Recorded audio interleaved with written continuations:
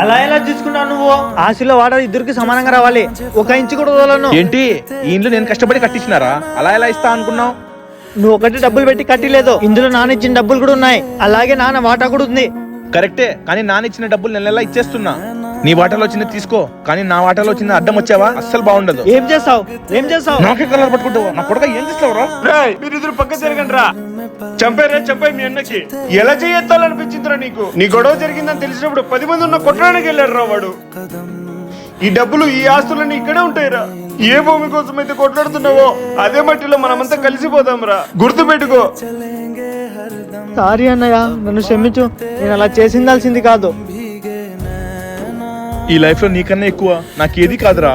ఈ లైఫ్ కి నువ్వే నా తమ్ముడు, నేనే నీకన్నా, ఈయనే మా నాన్న. మనమంతా కలిసి సంతోషంగా ఉండడమే అది చాలరా నాకు.